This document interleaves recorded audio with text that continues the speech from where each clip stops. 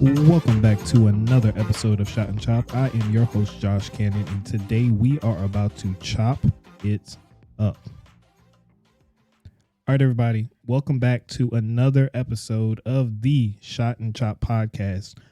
We actually have our live audience, like literal live audience. They're watching us live streaming on Instagram. So if you are not following the Shot and Chop Instagram, it's shot the letter N, chop, just the way it's spelled. But I'm glad that we were able to do this episode. I have my guest here today, Mr. Jefe The Boss, and he is going to be here, and we're just going to, I don't know, this was unscripted, if I'm being completely honest, because we had another guest that was supposed to come on today. That didn't really work out, so my boy came over, and we're about to just chop it up, as you know, shot and chop. So, Jefe, what's going on? Introduce yourself, man. Tell the people who you are. Hey, what's going on, man? What's going on, Josh, man? Thanks for having me on. But like you said, I'm Jefe The Boss, and I do videography and photography. Well, we're getting to the cinematography, so we want to upgrade that.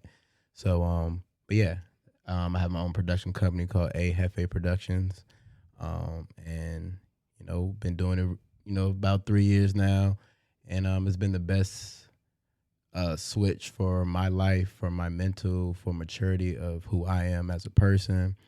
And made me really see the world for really what it was, from the business side to the personal side too of it. I feel that. I'm maybe like 1 or 2 years ahead of you. So this is going into 2023. That'll be year 5 for me with Canndid Productionz. But that's awesome, man. With your business, did you start off with video and then do photography, or did you end up doing both at the same time? Like, how did you get started with that? Kind of video first. So I originally went to Virginia State, and shout out to the Trojans. Yeah, Trojans. Didn't get my degree from there, but it's okay. I'm saying I still give the respect to them. But I went to a school called Full Sail after when I transferred from state, and it was for more video, and then video was kind of more for me before photography. I do love photography. But it's something about putting a sequence of clips together to create a story, which really amazed me. And like just any TV show or movie that you watch, and you just like, wow, like, oh my God, the CGI, the story, like the cinematography. You look at it and just be like, oh my gosh, like you're just so hooked into it, which you can, like, people watch Madea movies, right? Right. And they can do part from part. You know what I'm saying? Like, this is your granddaddy. Like, that. Like, that even though that was a play, but that. You know what I'm saying? When you hear that, Tyler Perry immediately. So that's the stuff I actually really wanted to get into from that. And then even having the audience to even be like, oh, yeah, man, Jefe got something that, like, I can, like, say back to back, just whatever, like, in the near future I have that is, like, viral that people would like to say and stuff. So that's kind of how I started. Yeah, video first, and then I got into photography. Okay, I literally feel the same way about photography. It's like telling stories through pictures, but in your way, you tell stories through video. And it's like, it's the same art of expression. It's the same level of commitment. You're just doing it slightly different, because I do video and photo too. But I'm a photographer first, a videographer, cinematographer, whatever you want to call it, second. Right. But I got a love for it all, man. Like, it's all art, it's all expression. And you made a good point, like how people can recognize movies. That's because they're iconic. And it's just like, you really got to think what makes something so iconic. Like, just a single phrase from a movie or a TikTok reel, like, it's a chicken salad. Like, everybody's going around saying, like, why? Like, it's dumb. Like, if you were to say that in regular conversation before that started popping, people like what? Okay, it's a chicken salad. So, like, we just really have to start understanding and just breaking down, like, what makes things iconic. And I think once you can do that as a creative, it just makes you so much more valuable. Correct. Because now people can pick you out from a lineup from other creatives. Right. Definitely, man. Yeah, you hit it right on the point. Yeah, so not even I'm a big fan of this guy right here, man. Canndid Productionz. Appreciate it. He is insane. Your pictures, man, they're great, man. Like you say, you have a story with yours too. And then even looking at your photos, that even made me want to get more creative with mine as well. So you even remember when I actually even helped me and you came out to help CC Yep. and we went to Point of Rocks and like not giving me too much, but more of like, just little slight things. And it was nice to even have him there, just to, just little tips there and him getting his footage too. Cause, like it was a photo shoot for me and her, but hey, I said, man, get whatever you can too. So, because your photos are just great, man. Your photos are great. You're a great mentor too as Appreciate well it, bro. when it comes to it. And you're good at what you do too. And it's funny because you say you're video first. That day you were doing photography, and then I'm photography first. And that day I was doing video. Yeah. You know what? You sure was because you had your drone. Yep. I actually remember that very vividly now. Yeah, and that drone went crazy too. Like the drone footage, the videos, and that's how me and Cece got cool. Like we started shooting together because I met her there at your shoot that you did with her. Yeah, because I did a picture with the it was like a gold kind of lingerie. I think we've done 2 shoots together. It was like that gold lingerie, and it had the smoke because right. Smoke's You love that smoke, man. I'm gonna have some smoke in there. That's what I do. But I did that one, and then we did one where like it was just a creative thing that I wanted to do in a swimming pool. So I just filled the swimming pool up in my backyard. And then I was doing this mad science experiment to try to get the dye the water to look like an ocean. So then once you cropped everything out, like you wouldn't even tell that was in my backyard. See, stuff like that, man, creative.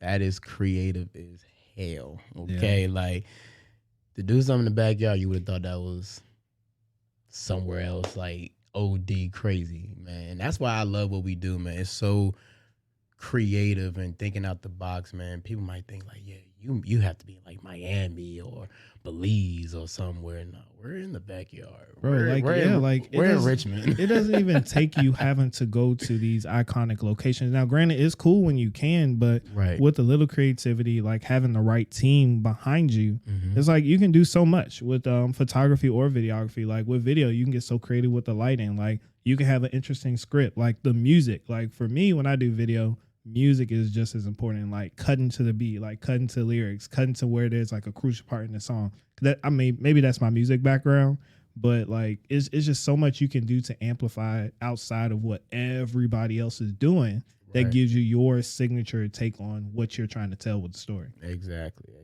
I love that, man. What would you say that your signature is at this moment with your work? My signature, I love dance videos, man. So my signature, I would say like something with the dance.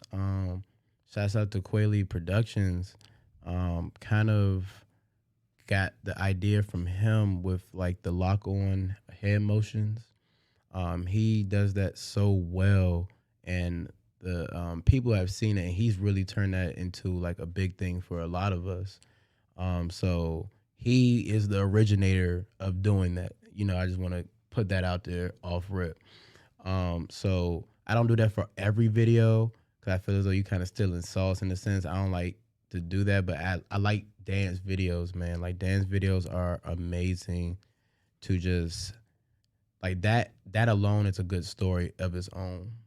Just how someone listens to a song and the frequencies and the vibrations of that song gets them into a mode of wanting to dance. Right. So now let's put that into a visual so other people can see and feel what you're feeling. You know what I'm saying? So like when it comes to those, I be sending songs to a lot of clients that I do dance videos with. So the SZA album just came out and that joint is fire.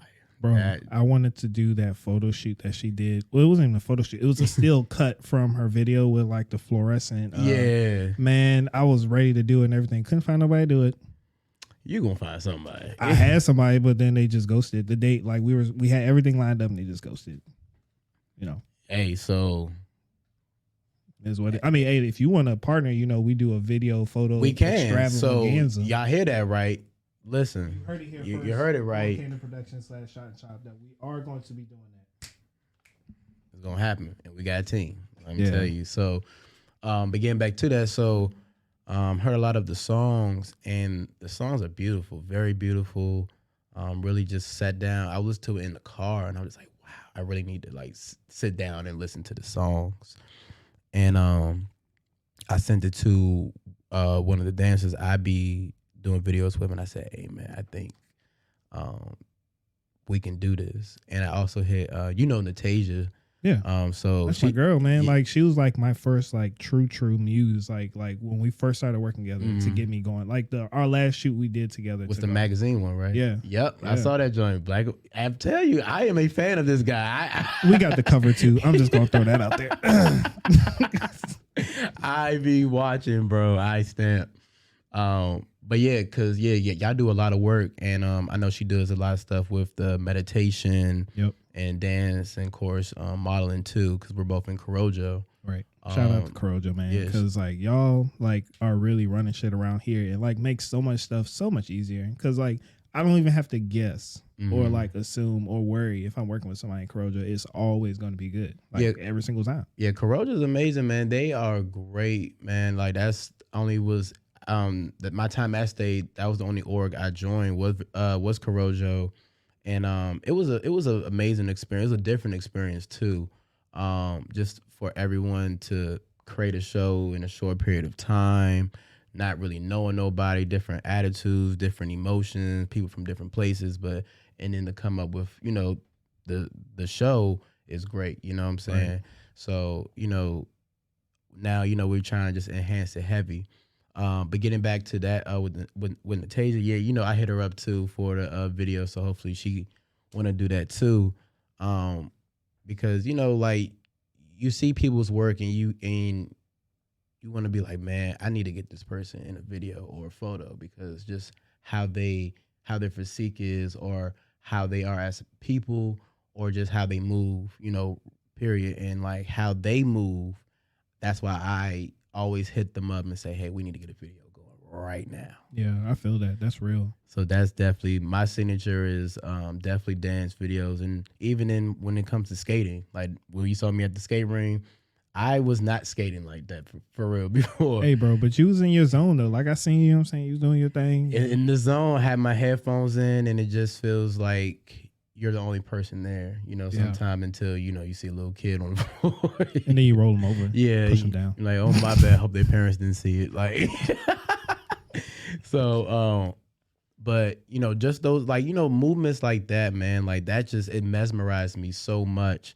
And I just want to just capture it, and do something with it. Cause I know a lot of people love to see stuff like that. And not even just for the people, but for me, cause I do a lot of work that I do like, but sometimes I don't like. So when I do get the time to do dance videos, man, we can shoot the dance video and I could probably edit it the same day or have it the next day, because I'm just so hyped and I already see it already. You know what I'm saying? So, yeah, dance videos is my signature for sure. I just want to challenge you and say that I feel like your signature is movement in general. You know what I'm saying? Because like not even just with dancing, like I love your work too when it comes to video stuff like that graduation video you did with what's that girl name? Aaliyah, bro, that joint was hard. And it's like your movement, like that's your style was definitely embedded and evident in that work there. So it's just like I just personally feel like your specialty is movement.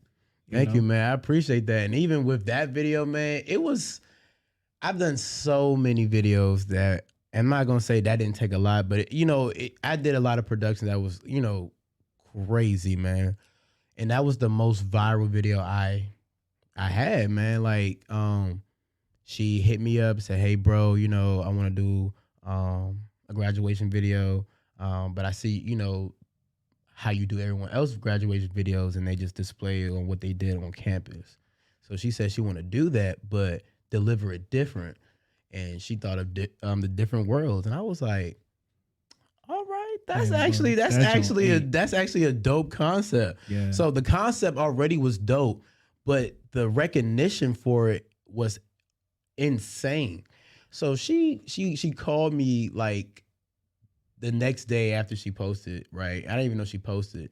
And I woke up the next morning, she called me like, yo, bro, Tommy, are you checking your Instagram? Do you check the Instagram? I'm like, nah, I'm just waking up and stuff.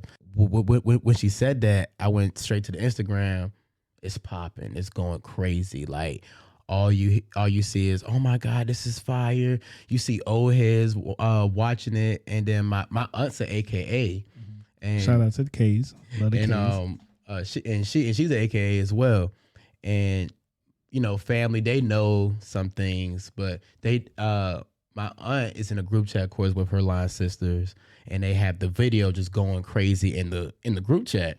So my aunt calls me. She said, "Hey, Tommy," well, she called me Yami. My name Jefe though, but she said, "Yami, I know. I think you say your production is A Jefe Productions, right? And there is a video in my group chat of a girl that went to Virginia State and she's done multiple things on campus. Did you shoot that video?"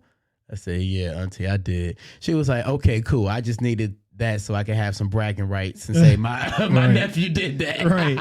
But isn't that cool, bro? Like when your work gets back to you from people that they know you, but they sometimes don't even know you do that. I'm like, yo, this video, I saw you shot that. And I'm like, yeah, same thing. And then that's a cool feeling to me. Yeah, it was a great feeling, man. That's why I love this work, man. It's crazy just how it happened. It was on all the Greek pages. Virginia State reposted it. Yep, that's all. They even hit me up and said they wanted to, like, I think display it for like the Welcome Week or something like that. And I said, well, you want to talk to her because she owns the rights to it. You know what I'm saying? But yeah, it was a great feeling to have that and just to know like you can do a lot with less. Because I literally had a camera, a Sony A6000, y'all. So I'm gonna tell you the viral video. Sony is king. Sony is king. Absolutely. But that's not even the A7 III or A7. I had the A6000 at that time with a gimbal. And literally just if you know different worlds, the motion just went right the whole time. The sequence just went right. All it took was what they was doing within those boxes, right? So that's really where her creativity came into play. And yeah, man, like you just have to really get into it when it comes to that creativity. But the appreciation and the acknowledgement is really amazing. And that's how you get really, more work and more recognition. And they be like, you know what, we need this guy to shoot this for X amount of whatever money. And I'm be like, Yep. That's where the big bucks come in. that's where the big bucks come in, And then like that story right there, like I love that. That gets me so hyped because it shows right there. I mean, granted, yeah, you shot on the Sony camera. You know what I'm saying? So that's going to give you firework regardless. Already. But like for those of you that don't know, like the A6000 line is the line right under the A7 line, which is like, I guess you could call like industry standard professional equipment. Right. So like the A6000, how much did I go for? Like 800? Yeah, but you can go on like OfferUp now and Facebook Marketplace, and you can get one for maybe like $400. $400. Depending on who's selling it, and you just want to make sure nothing's wrong with it and stuff like Right. that. But you can get a nice body. They might not sell you the lens with it. I mean, but that's cool though. But like, just put that in perspective for a second. right. $400 camera compared to $1,000 camera, $3,000 camera, $6,000 camera. Because I'm gonna get that A1 one day. I'm gonna have it. Oh yeah. I'm gonna have it, Yeah. and the FX3. But anyways, I'm getting sidetracked. But my point is, y'all. FX6. My point is, y'all. It's just like you don't need the top of the line equipment to create top of the line quality. Correct. You know what I'm saying? It's like all about your creativity. Like I've even seen people create amazing work with the Canon Rebel T7. Like the literally joint, you can go into Walmart right now and buy one. Yep. And people are creating like amazing work. And so many people want to hype it up to the gear and the equipment. Now, yes, it does make your job easier, in my opinion, but it's just like if you don't have that skill set and then that eye, then it doesn't matter if you have a $6,000 camera or a $400 camera or your iPhone. Yeah. So even for example, I think the first season of Euphoria, they used not even an expensive camera. I forgot what camera they used, but it wasn't like your top of the line camera. And then it's another show on HBO Max. I think it's called The Greatest of All Time. It's displaying how the Lakers became the Lakers, more focused on Magic Johnson and Kareem. I think I know what you're talking about. Yeah, but they use like old cameras. They didn't use no 4K cameras, like your A1s, your top of the line Sonys and Black Magic. They didn't use that. And they still displayed a great story. Of course, they probably had, like the expensive audio and stuff, but like Yeah. they really wanted to show like, okay, yeah, like you said, you don't need the top of the line. You know, you might think as you go to the movie theaters or you watch these shows and like, yeah, they got the 4K. I need to get just like that. And that's how I felt too. But I also said like, man, you can get crazy with that vintage look. That vintage look is amazing, man. Like, Yep. so It's all like using gear is like selecting the right tool for the right job. Like it sometimes can be overkill to be shooting 8K on like a sequence that was supposed to be scripted back in the 1950s, or like if you're trying to portray like that vintage look, like going back to Euphoria, because I know exactly what you're talking about. There were some scenes where they were shooting with that vintage camera look, and that amplified the story, bro. Like to me, like Euphoria, the writers in that show, amazing, like amazing. Like it's worth the wait. If you haven't watched it, make sure you go please watch that like, show. Like that show Please will draw watch you that. in. But it's just like you pick the tools for the right job. Like there's sometimes where I'll take out my iPhone and record. Sometimes I'll take out my A7 III. Sometimes I'll take out my ZV-1, my vlogging camera. Sometimes I'll do the drone. So it's like, granted, it's okay even if you don't have these different options, but at the same time, if you have a story, like don't wait and think that the gear is going to make the story better. It's gonna make, like I said before, it's gonna make your job easier. That is true for sure. But you can still get some amazing work with any piece of equipment that you get your hands on. Correct. He's 100% correct. Yeah. Now let me ask you this: like on the video side, right? You mentioned something a while back. I wanted to circle back around and say and talk about that a little bit, where you were saying how comparing, like, I guess paid work necessarily, or not even paid work, like something that you'll do because you are a creator compared to something that you're passionate about. And like that sparked something with me because I feel the same way. Like if it's something that I'm really excited about and fire, I will sit and edit it like right after they leave, knock that joint out. But then if it's something I'm just like, it was cool, it was fun, but it might take me a little while. So like, do you feel like that goes on more than less, or do you feel like that's just like more so like a personal thing with some people? It just depends. Like I do this full time, so now you know when it comes to adulting, you know you got to pay so many different bills and paying school loans and car note, whoop-de-woo. So it's been kind of hard to do those things, but not as bad now because the gigs that I am getting now are pretty high paid now. So instead of doing like 3 or 4 gigs, I could do 1 gig to make up 3-4 gigs. You know what I'm saying? Now, you know, instead of doing like $200 gigs, this gig might be like $2,500. Nice. You know what I'm saying? So that's really what it is. So, you know, focus on that project and then having a team too. That makes things easier as well. So, okay, you just need to direct them. You direct them. And then now, okay, maybe we have time to do other things like the dance videos. I go skating a lot. Sometimes I bring my camera in there and I just, you know, get footage of them skating and I'll edit that right there because I love skating. Like I said, I get mesmerized with stuff like that. I love the work, like, you know, videography, period. But like, you know, stuff like that. Like I do like long term, I want to just do docuseries and dramas. So even the TV show that, you know, that I'm currently doing, I'm not gonna say too much about it, but it's a very, very good story. I mean, very good story. Shout out to my man Mark Visions.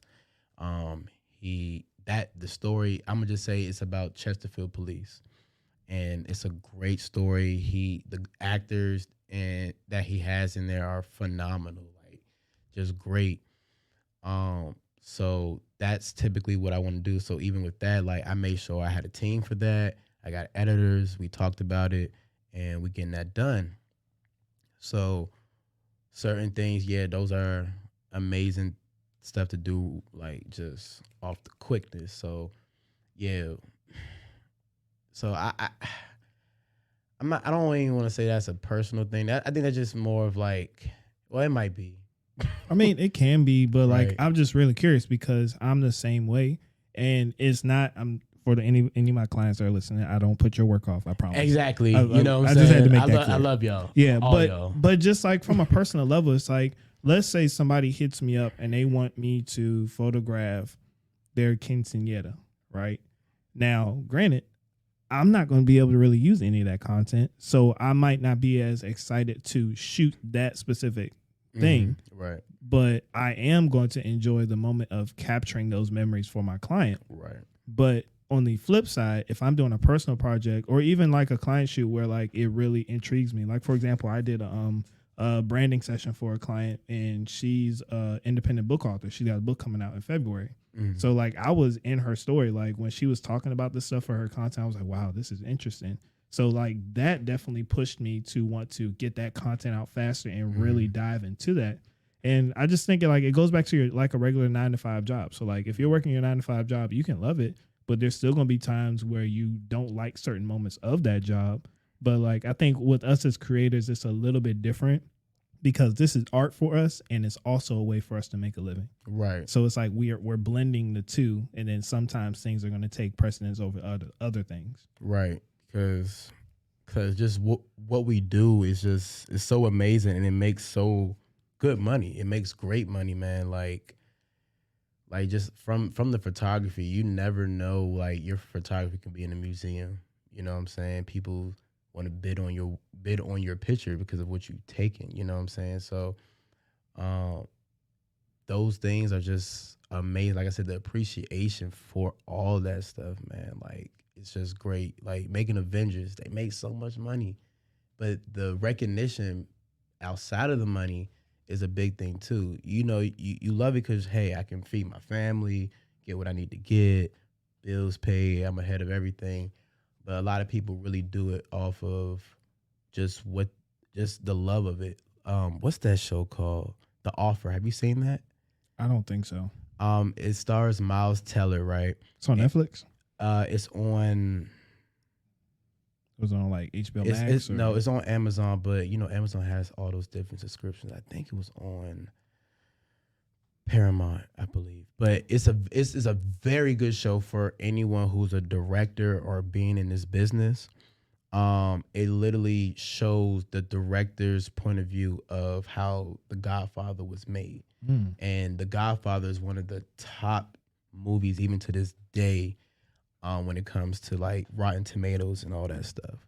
So Miles Teller, he plays, his name is Teddy something, and he is the production manager and producer of The Godfather.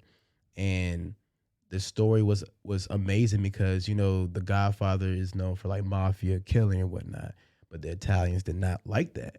So on top of having problems in the production aspect of trying to get these budgets, trying to get the writers correct, he had to deal with the Italians. Like, hey, bro, like, what do you about to put in the film? Right. What do you about to talk about? Because if it's degrading, we don't want that.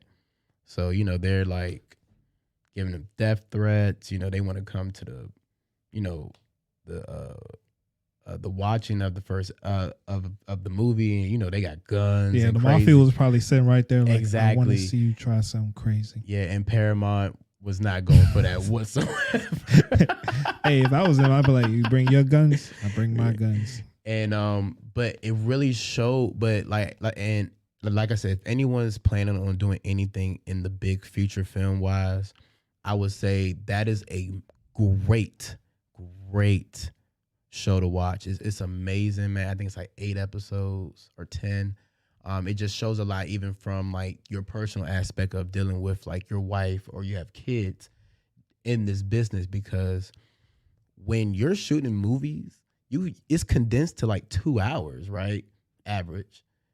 But it might take a year, might take maybe 2 years, depending on what it is, you know what I'm saying, that you're shooting. Like Game of Thrones, it took them 52 days to shoot the Battle of the Bastards. And that's like a 15-minute fight. Because people don't understand like how much is packed into what they see, like the audio, the lighting, the sequence, the choreography. Like it's so much that goes into it. That's like how what's it? I lost my train of thought. Oh, how everybody's been talking about the Avatar that's about to come out, right? That movie came out. The first one came out what, like 10 years ago? Yeah, and that's when Blu-ray started. Right. So all right, put that in perspective. I think I don't want to say the wrong name. It's Tom Clancy, right? I believe so. Yep. Okay, I'm sorry, Tom. If that's not you, I'm sorry. But anyways, he said in an interview he's been working on the second one since that one dropped. So think about the fact of like his commitment, because everybody's been asking him like, "Hey, just do a sequel and then do a third and a fourth." But he said, "Nah, I want to do a second one and make this the best movie that anybody has ever seen." So like, just think about a 10-year recording of one movie and how much is going to be packed into that. And I'm excited to see it. I know some people are saying they didn't think like it needed to take that long. And I know that they were also saying that in order for that movie just to break even, it's going to have to be the best-selling movie of all time. Yeah, it's probably. You know what I'm saying? I haven't even seen like the budget, and I always look that stuff up all the time. It's what's it called? IMDb. IMDb, yep. Yeah, that is like, if you are in this business as well, please download that app. You need that. It shows any. I'm not gonna say, I don't think like any movie, but majority of like majority movies. It shows the people who played, director, writer, awards that it won, all that stuff. So I believe anyone in that business need to have that. But like you said, like the Avatar, like 10 years, and you condense. Like, think about that. And you're condensing. I didn't think the movie's 3 hours. 3 or 4. Guess what? I'm gonna still be sitting right up there. in there. December 15th. I already got my tickets. I'm gonna be right there. I already bought my tickets because I wasn't playing. Like, that movie is amazing because it really blew the CGI game to another level at that time. Like, watching that movie was like, whoa, what? Like, what am I watching right now? This can't be CG. It can't be, but it was. It was. And then when you watch the behind the scenes, it's so crazy. Like, the censored suits that people like they have on is insane, man. Like that's the stuff I'm really trying to like really just see. Like, I will be a PA, and PA is a production assistant, and that's like probably the lowest like role in a production. I'll be a PA to be on the Avatar set. Like, no lie, because it's just so amazing just to like, oh my gosh, like, this is what you guys came up with in this time. 10 years in a 4-hour movie. Like you said, it has to be like the best movie. No, like they legit said that. They legit said that. Like, it has to break like beat out like Star Wars and all of that stuff. And I want y'all to take that in perspective. To break even, $1 billion to break even before you start making profit. That is crazy. So yeah, but I have no doubt in my mind that they will, because the writers were amazing and stuff like that. And then like how you said, you would exchange working a low end position just to be on that set. I will do the same thing for anything like that where I can gain knowledge. Exactly. You know what I'm saying? So it's like I did that with my mentor when I first started. Like, I would drive up to Maryland, just sit and talk to him, and like he would like give me advice and stuff like that. The people that mentor into me, like Chris, Chris. Like, I used to make Chris carry my lights and all that stuff. And, bro, have her holding the light stand. But guess what? She is fire. Yeah, and she's fire now. Like, she's amazing. She is a killer. Like, I would put her up against anybody. Like, dead ass. Like, that's how good she is. But just like putting yourself in those predicaments, like, just makes you that much better. And if you're hungry for it, you don't have to always go to school for this. You don't have to always have the best equipment. We're going back to equipment, but like, if you just like take that time to invest in your education, it just makes you so much better with what it is that you do.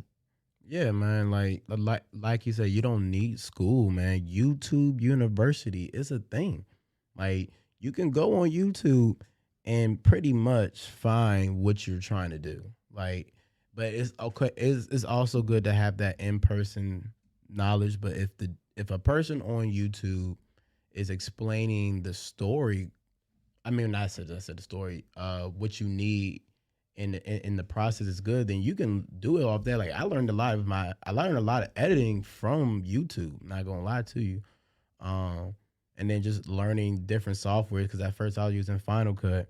Then the school taught us Premiere Pro. And then my computer that I had before, it got old, so I had to use DaVinci Resolve. Didn't know how to use that. Bro, that's a beast within itself, just trying to learn DaVinci. Yeah, man. Da Vinci, it's crazy. Da Vinci's not even as difficult. It's just more components that you can use, and it's great for color grading. Like Yeah, Da Vinci yeah. is great for color grading. I just the playback is just horrendous, but that's another story. Okay, let me ask you a question. So working, how did you meet Chris? Like, and how did you feel working with like a team and stuff? Like how do you feel working with a team? Um, our story is a little intricate. So I met her a couple years ago, and it was back when we were both in school. And this was even before she was into photography. I met her back in my past life when I was like, the personal trainer, bodybuilder, Josh, Cannon Gains, all that stuff. So like we connected that way, and like we just got real cool. Like it was like one year I had fucked my eye up, like I had an eye patch. You know what I'm saying? Like I couldn't see out my eye. It was real wild. So like we got real close, and she was helping me out a lot. Like she drove me to like a couple of my appointments, and we just became really close friends after that. So like that genuine relationship was already there, and then I think she ended up moving to Mexico. Yeah, she stayed in Mexico for like a summer or something like that. Chris, if you listen to this, you can fact check me, because I don't know exactly. But anyways, she's in Mexico, right? And then she comes back, and then she reached out to me because at that point I was like maybe a year into my photography, and she was saying that she wanted to get into photography, and like so many people, bro, like even from the beginning, like were always asking me like, hey, how do you do this? How do you do that? How you do this? And like what stuck out to me that was different about her, she wasn't asking me like, how do I get like you? She was saying, I want to be a photographer. Can you help me? And I'm like, sure. Like all the stuff you did to help me, like why not? You know what I'm saying? And I love helping people. So just the way that people approach it, definitely to me, like either gives me a green flag or a red flag as to how serious you are about it. And she didn't even have a camera at that point. She was just using her iPhone, and I was just giving her little tips. And I would tell her a tip, she would go home, practice it, and then just come back the next day and learn it. And then like fast forward, she ended up buying her first camera, which was the A7 III. And then from there, it was just like, shoo, just skyrocket, bro. Like first camera, the A7 III. Bro, it got to the point. I just had to kick her out the nest. I said, "Yep, you're on your own now." She's like, "Wait, no." I said, "Look, you don't need me, yo. Like you don't." And that story makes me so happy to tell because she's done a lot, like us working together, but she's also done so much on her own, and she's also like researched and invested. Like she's out there shooting more than me right now. Yeah, man. Like I said, I am a big fan of all y'all, and also it's another person you work with. I think it's Pilgrim Photography. Yeah, Yep. yeah. I follow all y'all, and all y'all are fire. You know what I'm saying? Like, so just like you said from Chris, her work is phenomenal, man. She is great, and just seeing y'all work together, I was like, man, y'all are killing the photography game over here. Like, Appreciate it, bro. just from my eyes and my perspective, I'm like, yeah, y'all killing it. It's a lot of photographers over here on this side. But I'm like, yo, Chris, Josh, and the Pilgrim Photography. I'm sorry, I do not know her name, but shout. Oh, you talking about Pilar? It's Pilography because there is Pilography. Yeah, I'm sorry. there is a Pilgrim Photography that I know. So I was like, okay, whatever. But Pilography. Pilography. Yeah. I apologize. That's the one. Yeah, that's Big P out there. Put some spec on her name. You know what I'm saying? Big P, you fire too, man. I follow all y'all. Y'all fire. So yeah, no, y'all really killed the game, man. So yeah, I just wanted to know that story because I'm just like, yeah, y'all was really killing this joint, man. And y'all work is very, very different, and that's the stuff I'll just be like, man. And then like you say, even telling stories with photography because my brother's brother, he does photography and he went to like Japan and learned all that stuff too. And he had a photography book of all his stuff that he filmed. He took pictures of. Right. And like I saw pictures just from how it looked, just more. But now he said like they're wearing yellow and they're looking in the mirror and they're doing these certain poses because it's giving narcissism. And I was just like, oh man, I wouldn't have really. I guess me not looking into that like that deep into it, I'm just like it's a nice picture, but I didn't know what like I'm not seeing like the visual, the story to it. Like it's giving narcissism because of the color, because of the attitude, because of the look, and then like he had like a whole like little synopsis too with it. I'm just like, wow, man, like I would like that is amazing, and that actually made me want to appreciate photography even more. 'Cause I'm just like, man, of course you see it in the movies, but like to have that true deep, like this is just more. It's more than just a photo, man. Like I took it, I did this visual, like it was even some. It was some angles I'm just like, bro, how are you not in the picture? Like, probably because of, editing in Photoshop, which I feel as though is crazy. But, Yeah, it's a lot, bro. There's so much you can do with Photoshop. Like I took a girl's sandal off one time, and it didn't even look like she had no shoes on. bro, you should need like a security clearance for Photoshop. Like, for real. Like, I was watching like YouTube University because I needed to do this Valentine's shoot, and Right. she paid like some good money for it. So I'm like, I can't go basic on this. So I was looking at a lot of the stuff. I'm just like, I can do it. I'm just like, the fact that you can do it is It blows your mind, bro. like that. Was it content aware or something? Content aware field, yeah. I'm just like, yo, this is insane. Like, Yep, content aware field, the puppeteer tool. yeah, What else be on there? Like frequency separation. You can do so much with that, and it's just like the more you dive into it, the more you find. Like that video on Instagram, the more you fuck around, the more you're gonna find out, and the chart just goes exponentially up. But yeah, I just love that, man. Like I love learning. Like I never stop learning. Like I'm always watching something on YouTube. Like always asking other people, and I learn a lot from other people too. Like I learn from you, like your style. And I just take little pieces of what everybody around me is doing, and not necessarily stealing, because I don't want to say stealing. right? Yeah, but it's more so like saying like referencing. Yeah, so like how your style can, or what you did within your style can relate to something that I can create and portray. Correct. Yeah, but I don't also think that necessarily I'm gonna say stealing, but it's not stealing, because there is a phrase that says like steal like an artist. I don't remember the rest of the quote. But like everybody pulls reference from something at some point. Correct. So it's like, that's how you develop your style. Because like, how can you say you have a style if you don't have anything that you ever referenced from? Exactly. My OG was like, man, because I was telling him the same thing. I was like, man, I want to do it like this, but I don't want to like be stealing no sauce. He's like, man, how many grocery stores out here that sell probably the same product?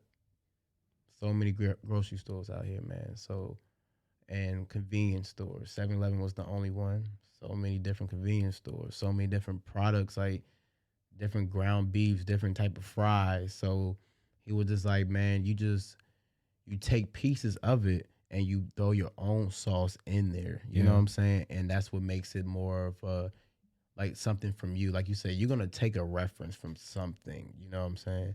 And it might be that little shift that makes you look different, than everybody else. Yeah, because like anything you take, like once again, you can recreate that. Or even, I don't see enough people do this, but I wish more people did. Even if you are inspired enough by something to want to recreate it, like pay homage to that person, like, give them their flowers, like, message them at the least, say, yo, this shoot you did really inspired me. And like, I want to actually recreate that because of what you created.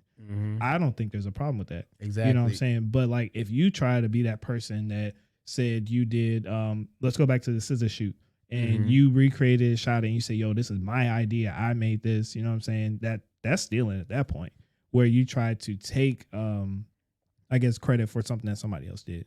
Because at this point where we're at, bro, it's like nothing is original anymore. Like every idea that you probably can think of has already, I don't want to say been done, but somebody has done similar to that. So it's just like at this point, it's not even really stealing for real. Like unless you're trying to like legit steal something and like take credit for it and get paid for it, then yeah, that's stealing. But the idea, the concepts, the styles, like we all have so many different varieties of our style that we pulled from to make us unique and different. Nah, most definitely, man. Like, it's just a lot of things, man. Like I got a lot of things in the works for myself. Like I got into watching P Valley randomly, man. Very randomly. I haven't even started that show, but the writing, the colors, the all of that is amazing. It's very different, and I'm talking to another person who wants to help me with this project, and we're gonna do something with like having some pole dancers on there, and really displaying more of the pole dancing aspect more than like the stripper aspect right of it. Because there's a difference. So you see like some people might be like, oh yeah, that's a stripper. No, it's a pole dancer. Okay, what makes her a pole dancer than a stripper? You know, and then that's where our story is gonna start telling on that Okay. one, man. So That sounds dope. yeah, man. I got a lot of things in the pot, man. Like that's gonna come out.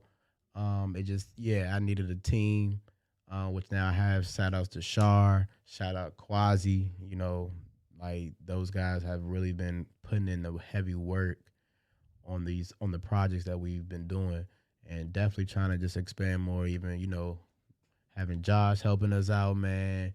Chris, if you want to as well, you know what I'm saying. Hey, you got to catch her when you can, bro. Like, Yeah, I can't see. even catch her. I see. You too, boy. What you talking about? No, Chris, bro. Literally, you have to catch her when you can. Like, I'm like, what you doing? Wait a minute. But I don't get upset because I know she's out there making her money. She's out there doing her thing. Like, she's building her brand, her empire. Mhm. And then you had made a statement earlier, like you had asked me about how I felt about working with the team. I love working with people. Like, I just feel like with the more minds you can bring together on a project, the better the project comes out. You know, whether that's a personal project, whether that's a paid project, whether there's money involved at all. Like, if y'all just like, if you get together with a hairstylist, a model, a makeup artist, a set designer, videographer, a photographer, if you want to go even deeper, a grip person and a sound person, like, you know what I'm saying, like really make a big production, a publisher if you want to keep going, you know, like a stylist if you want to keep going. Like, imagine all of these different mindsets that you're putting together to create one project, because movies do it all the time. And I think that's why people put movies so much higher on a pedestal, because we don't even consider like how much of a team there is. Now, granted, yeah, everybody's paid, but us as independent artists, like, we don't necessarily always experience that. And it's more so like that mentality of like, I have to do this. I have to get better. I have to create something.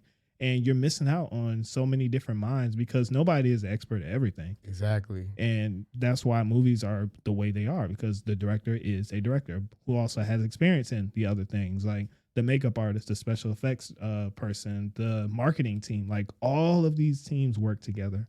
So when I can be in those situations, I love it. I was in that situation this past summer. I was shooting at Cabana with, Justice, right?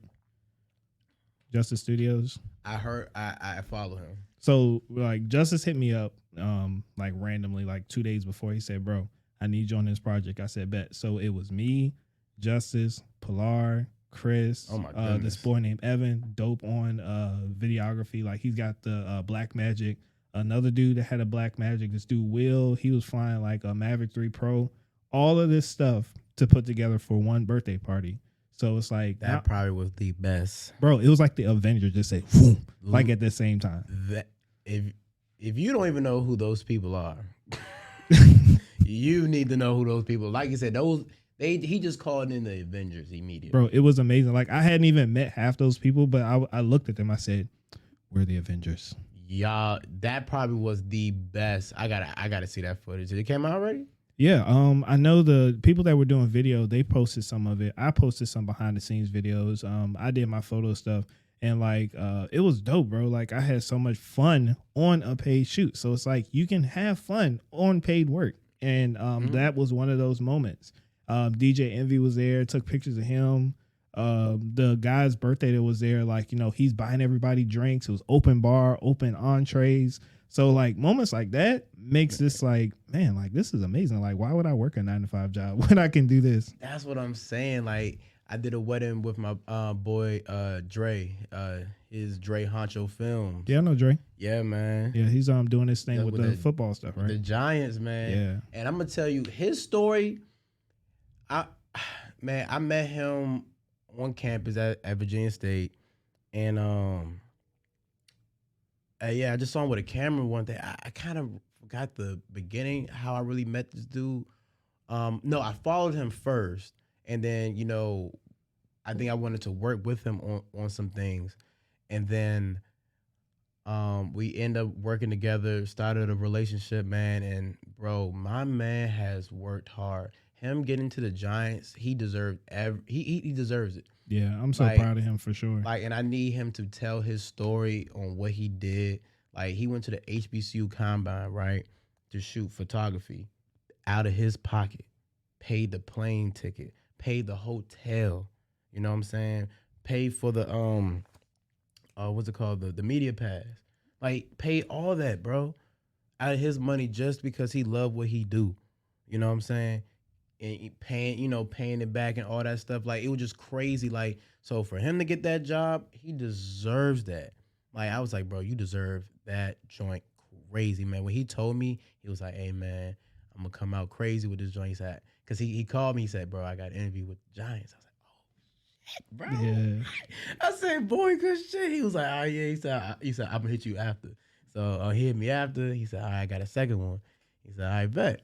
And then got that joint, did great. He said he got that joint. He said, I'm gonna delete all my pictures on my Instagram and I'm gonna pop out with a video. I'm just like, yeah, do that. Yeah, like, bro, that joint went hard. That was like some ball shit that he did. He was like, I said, yo, what's going on? He said, you know what I'm saying? I got an announcement I want to make. I said, yo, you playing? Exactly. He used to play football. I was like, you ain't go no combine. How'd you get on? And then he like put the camera. I was like, oh, that's even better.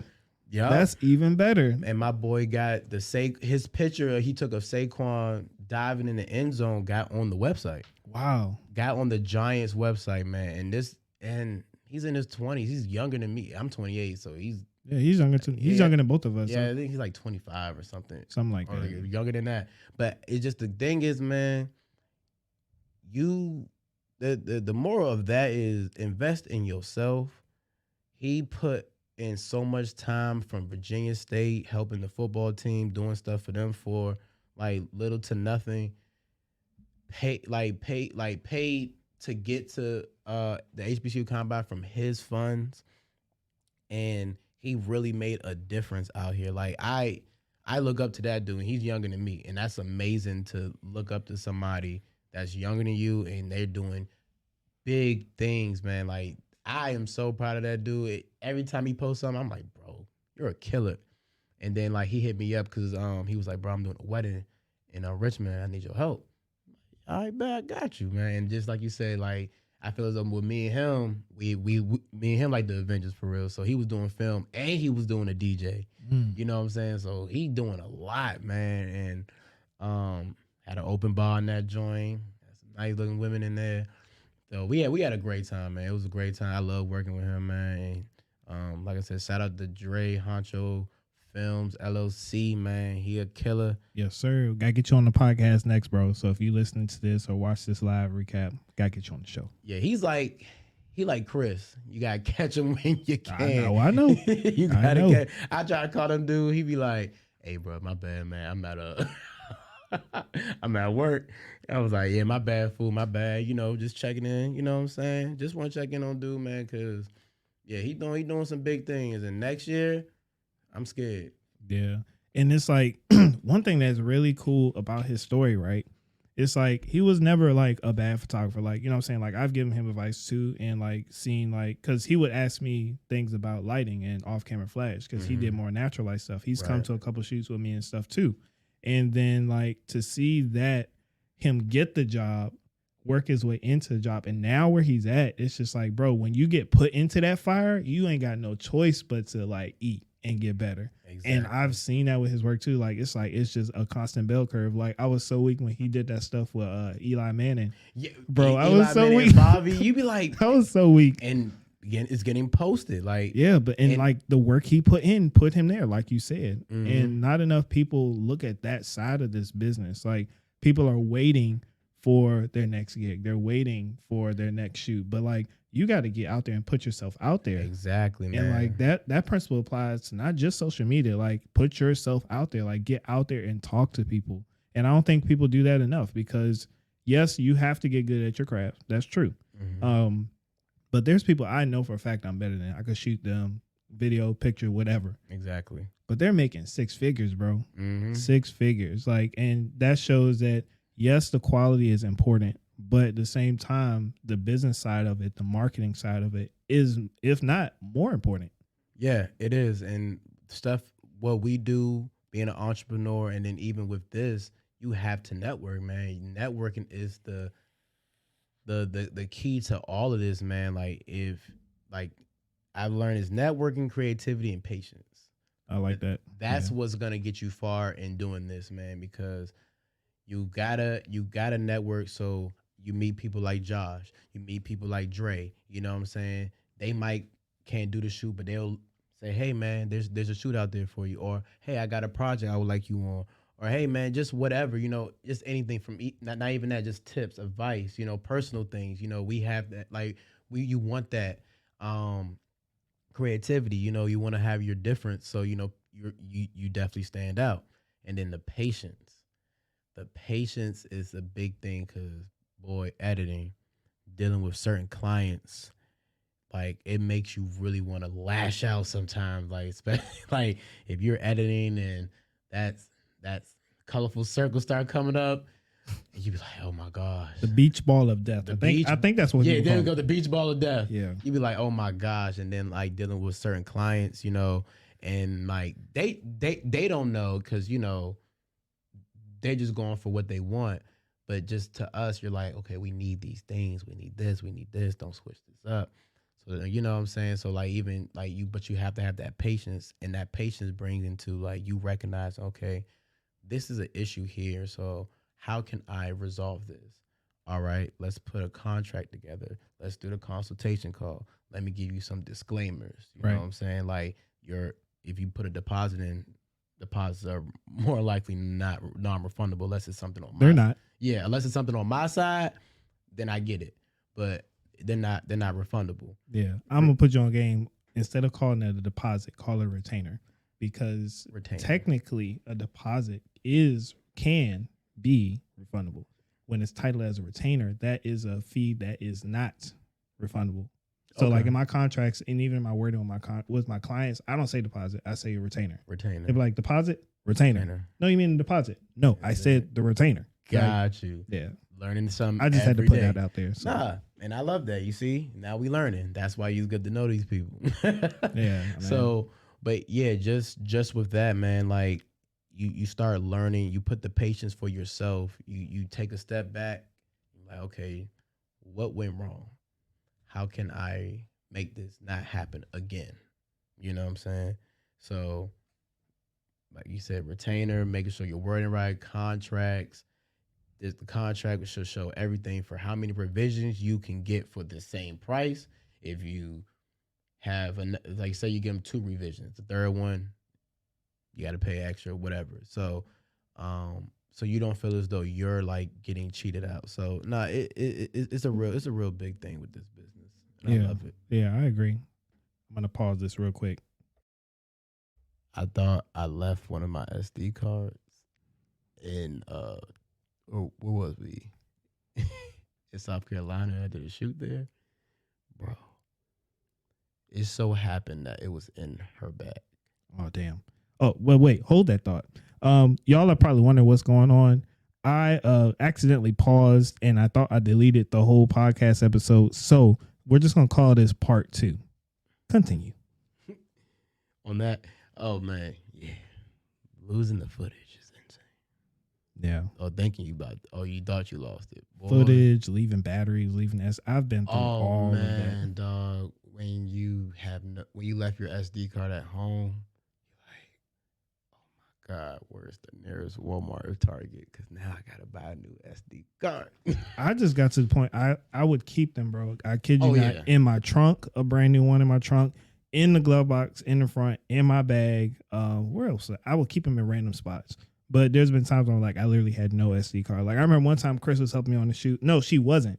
I called her, bro, because I want to shoot. I said, I need your help right now. I need you to run to the store and go buy me an SD card. Like I'm so dead ass. Like I need this SD card right now. And then she went and got it. So had she not done that, I don't know what would happen. Shouts out to Chris again. Go ahead, Bob. Chris for the win. Yes, sir. Yeah, but let's dive into the next topic. We've been having a good conversation. I hope that you all have been enjoying it as well. Like I said earlier, we didn't really have any direction with this, but it's just been good conversation within the creative space. Yes, sir. But the next topic that I did want to ask you, more specifically, with you being a full-time videographer, right? Mm-hmm. Do you ever find it hard to find a balance between your business side of it and your creative side of it? Like, do you ever kind of lose I guess, enjoyment out of it with now it being a full-time job for you? Sometimes, just depending on, like I said, which project it is. Some projects are very, very good, but some are not, but they pay very good. So, you do it full time. You're like, okay, I can do it. Like, but it's just like, do I want to do it? So it's just more of like, I still do it, but it's not more of something I want to do. So, like you said, the creative side, it kind of hits. So that's where like that might take more time to actually create, because now I need to look at some reference videos so I can, like, all right, they did. So if it was like a branding video for, I don't know, a cell phone or something, right? You look at different. I might not have that create. I don't even want to say that because I feel like I can get crazy with that one. Hey, bro, say what you gotta say. But I guess I'm just more going with, if it's something that's not as appealing to my eye. I mean, video is appealing, period. But if it's not as appealing, yes, I'm gonna need more time to actually be on the creative side for that, rather it be done like so quick. Yeah, and that's fair because, like you said, we love this. We love what we do. Mm-hmm. But if you're not sparking like my interest and like really have me interested, and or it's the same thing that everybody else does, like it may be the first time for you, and that's totally fine. That's respectable. But for me, like that might be the 8th time I've done this. So now at this point, I'm just like, okay, it's rinse and repeat. I get it. It's easy work. It's paid, right? Mm-hmm. And that's cool. And then honestly, that's where like you charging your value of your work comes into play, because there are going to be times where like you have a gig where the price justifies you making the sacrifice to do something that you don't want to do. Right. And then that's okay too, because us as artists, especially if you're doing this full time, we have to pay our bills. Like not everybody is doing this as a hobby. Not everybody is doing this just because somebody bought them a brand new camera. Like some people, they are doing this because they love it, but they all start paying the bills too. So when you know that everything is taken care of, the money good, you don't have to think about it. They pay in full when you first do the shoot. You're gonna come with your A game. You're gonna make sure that you give the best work with that. And I don't think that's talked about enough, because the stigma around money, people don't want to come off money hungry. But it's not always about being money hungry, but because if like me, for example, I don't do photography full time. Like I still teach as well as do photography, but my photography does help pay the bills. So if I'm going to get out and do a shoot, like I want to be compensated for that. And I think that's fair to be as an artist as well, right. To be compensated for your work, even when you're enjoying it and even when you're not enjoying it. Yeah, man, because it's just like you said, it's just the amount of time and what you're willing to put into the work is the big thing. Like you might think sometimes you might put in more work into your photography business than your actual daytime job, because of, like, not saying you don't like teaching, because you probably love teaching, but you might put maybe more into this photography than the teaching in certain senses. So yeah, man, like that topic is really big, because it's just like I love the industry. It's just, and that's why I just want to just do docuseries and dramas and dance videos on the side, because I know, all right, I'm full blown in. I'm full blown in. I can refer, or when my business gets to where it needs to be, I can have different people do different gigs. Exactly. And, you know what I'm saying? Yeah. So, that's the longevity of it all. Like, hey, Jefe Productionz, we are a big corporation. We do weddings, we do music videos. I probably won't be there, but I definitely have good people who can do the work as well as I can do it. So, and then I like partnering, so it won't be more of, it'd be like I'm in charge of you. Just even how the team I have today, I tell them I'm not in charge of you. They have their own production names. Their production names will be included in the credits.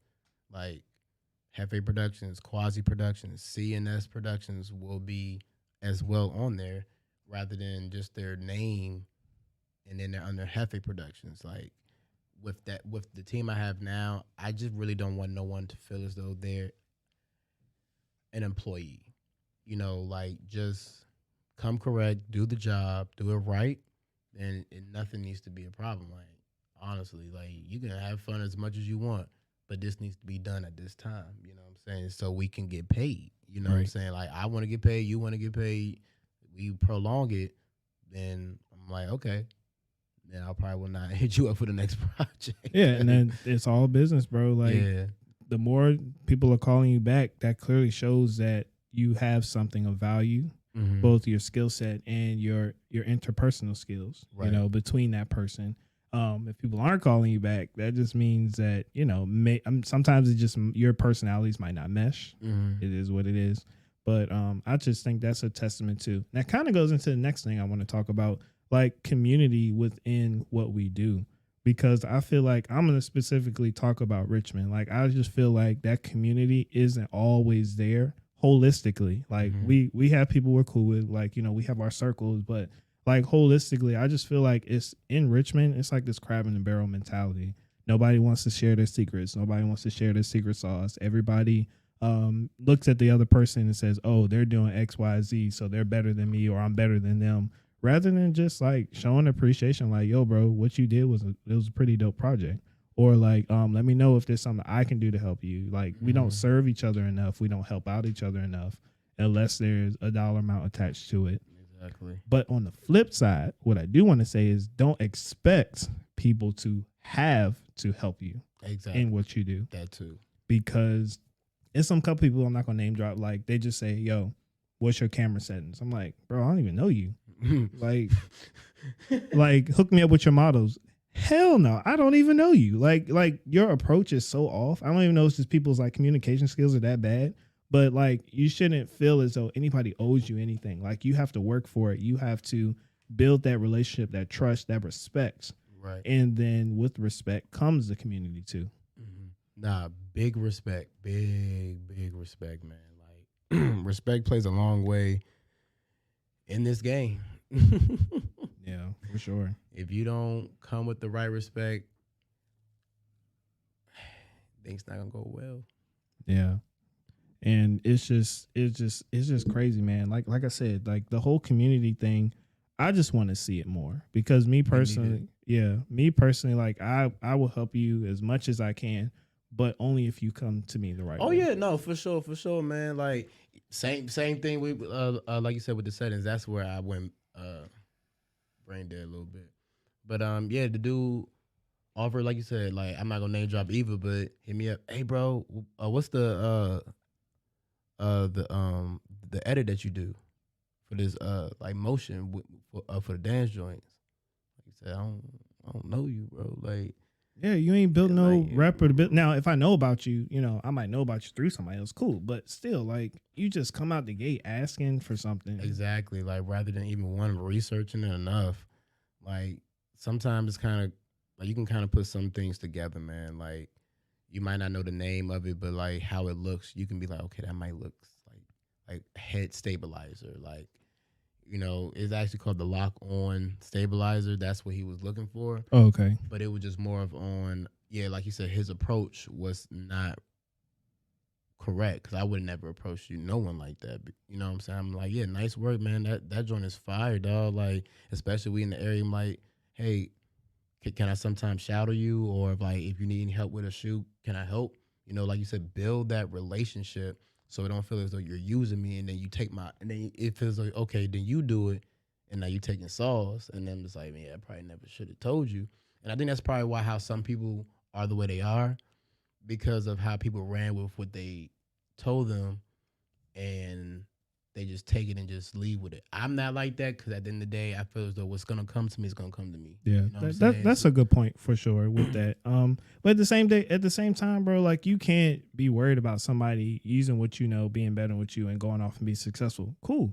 What that means for you, you got to stay on your grind and you have to continue to progress. Exactly. You know what I'm saying? Because what I told you 6 months ago, 6 months now in the present, I'm not going to be the same person I was back then. I'm not going to be at the same level I was back then. So I'm happy that you did it. Like, it kind of sucks that you went and like took it and like you didn't even like show no love or anything from that. But at the same time, I'm not losing no sleep because I told you my camera settings, because that's the dumbest question for me, in my opinion. Like, you're asking me, what's your camera settings in this picture? Now you're going to go and do the same camera settings for every single thing that you do, and you're stuck in this box because you didn't learn the fundamentals. Like anybody that teach, I'm not going to tell you a camera setting, right? You know, because like right now, like if we were to shoot in right here, like it wouldn't make sense to shoot anything with a low aperture because it's going to be dark. Correct. If you don't have lighting. Or like I might tell you how to set it up like that, and you're like, all right, cool, yeah. And then now you're outside midday trying to shoot with those same settings and wonder why everything's blown out or why things are too dark, or you don't know how to use a light to add the light. And I'm not trying to get techie, but I'm just saying it's like you got to ask the right questions, and you also have to learn how to learn. Yeah. Because what you said was a good point. Like, research some things on your own. Like, okay, I know I have this problem. I may not know the exact wording for it, but like I'm going to do some digging. I'm going to do some research. Mm-hmm. If somebody comes to me with that, then I'm going to be like, yeah, bro, I'll help you out with this. Like, this is how you do this. Like, have you tried this? Like, consider doing this. But don't just come out the gate like expecting me to tell you the secret formula to life in photography or video. Yeah, man. Yeah. Just, yeah, come correct. And it's all, and like, just even further for anyone, like, you want to build a relationship, even like to know, okay, boom, he does stuff like that. I need to build a relationship with him, man. Like, just on some cool stuff. And it's not even always got to be business. It can be on some chill stuff. Like the team that I'm building now, we're going to go bowling. You know what I'm saying? We might even chill on New Year's. You know what I'm saying? Like bringing the New Year with the team that I just met like a month ago. So you want to have that relationship because you just don't want to always be all business. Like you want to have some fun in there too. You know, like, so they know, okay, I can feel comfortable with this team. Like they know how to turn it on and turn it off. Like, yeah, we can have fun here, drink, smoke. I don't care what you do, but I do care what you do. But but when it's time to play the game, I need you all 4 quarters. Yeah. And if it's overtime, then it's overtime, and I need you there. You know, we can play around, do all that stuff when it comes that time. But when we on set, movie editing, pre-post, I need you there. Like, boom, all that stuff that we were doing at the club and turning up all that. We can talk about that after work. You know, after we finish this project, because this is what's gonna make us go. You know, this is what's gonna throw us in a different category. No more 9 to 5s. Like very long. It's long hours, but it's just like when the project's done, imagine what you're gonna get paid from that project, and then a 9 to 5.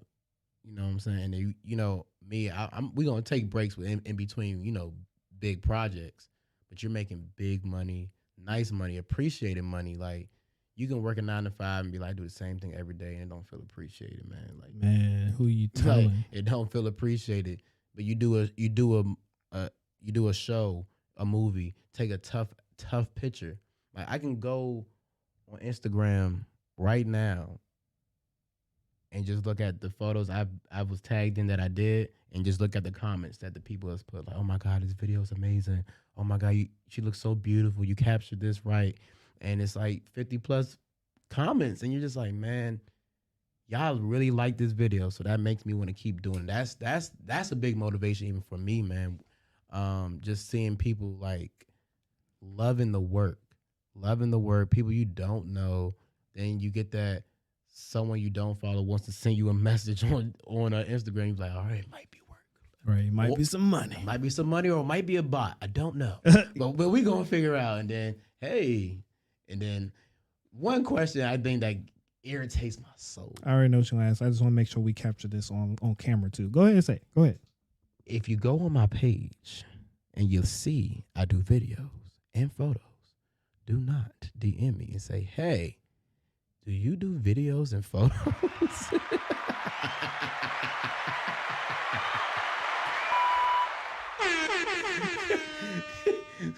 Lord have mercy, Jesus.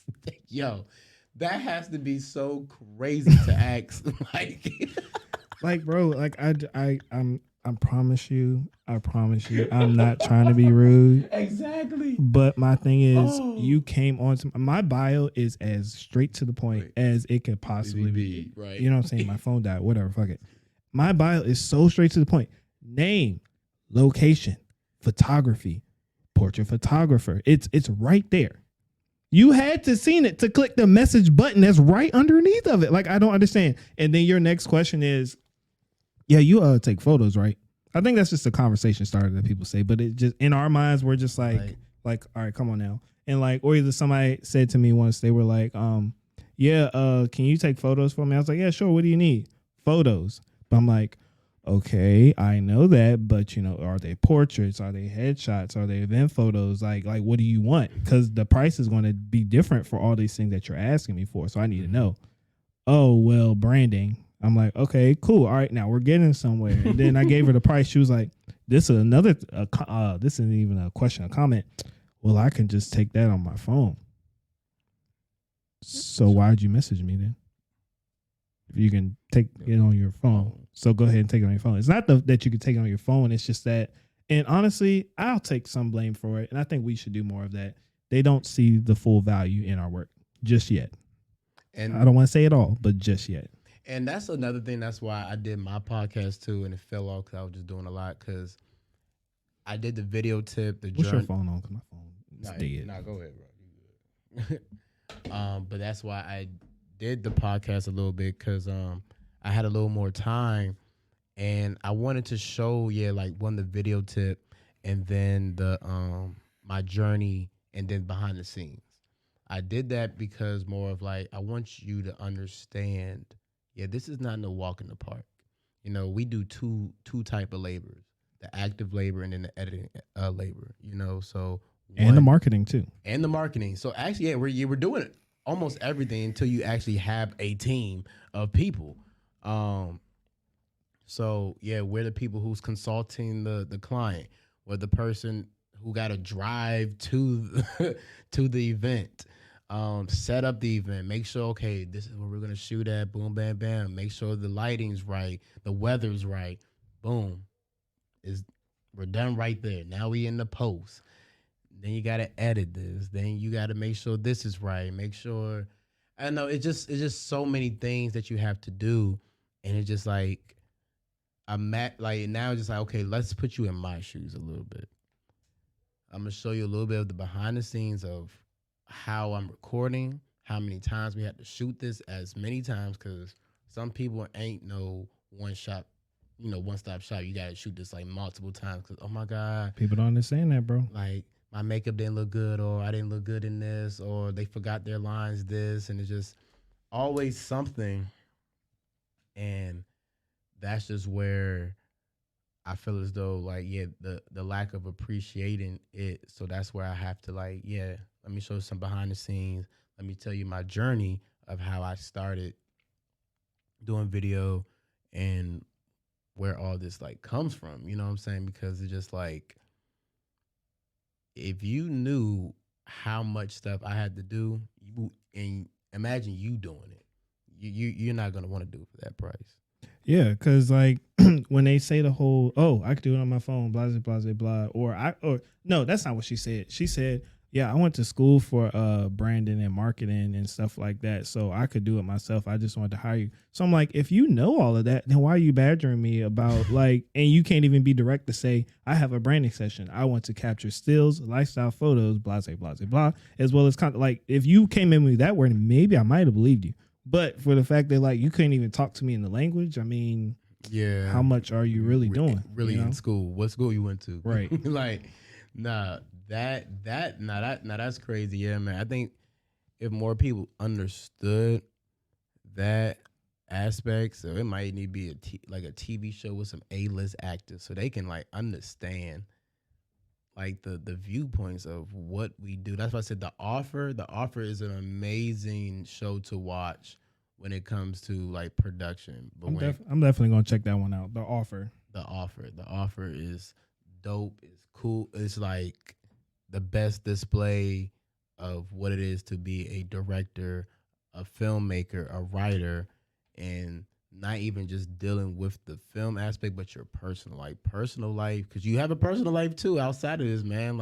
You got a significant, you got parents, you know what I'm saying? You got loved ones. So that's another thing that you have to incorporate on top of that, because even now, I'm so busy, it's hard to even date.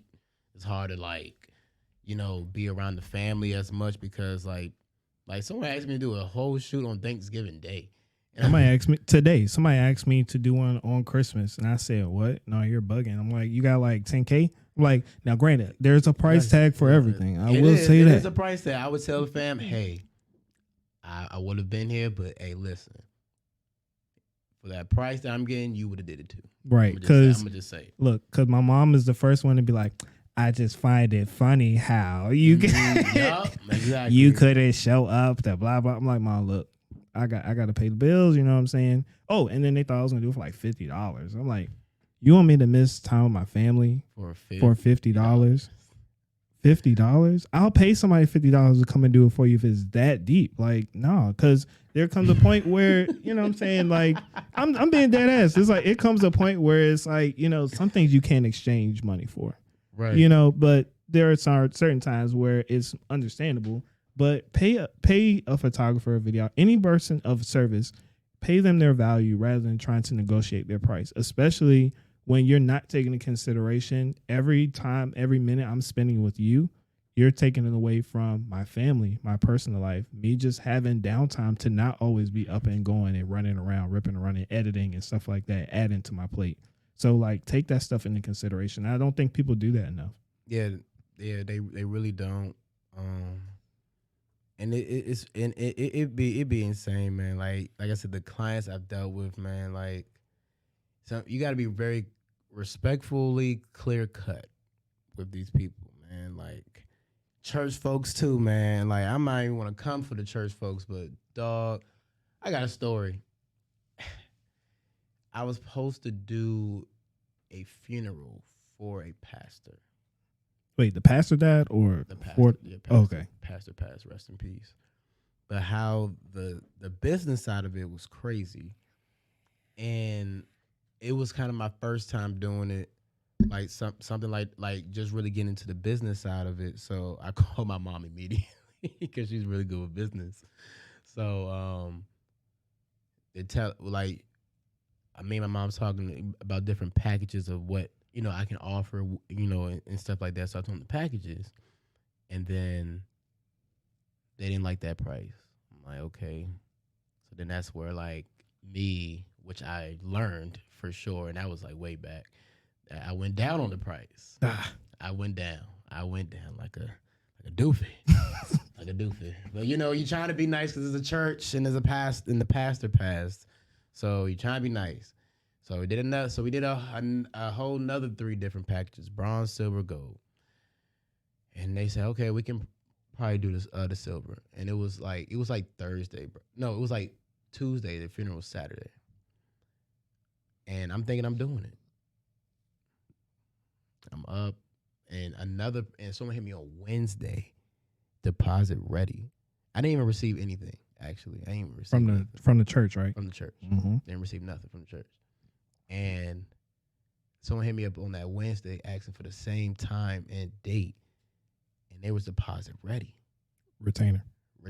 They was retainer ready. I need to adapt that in my vocabulary. It's coming. They was retainer ready, and I denied them. I said I got to shoot on Saturday. I didn't get paid for yet. And now, was that second shoot like more money or? Oh yeah, it was more money and less simple and not and comfortable. Like I would have did it, but I would have been very uncomfortable near a dead body. You know what I'm saying? Like, but I was willing to do it for the church. Not even the church that I go to. Like, this is just a church. You know what I'm saying? But I'm just thinking this is the right thing to do. And I ended up not even doing it.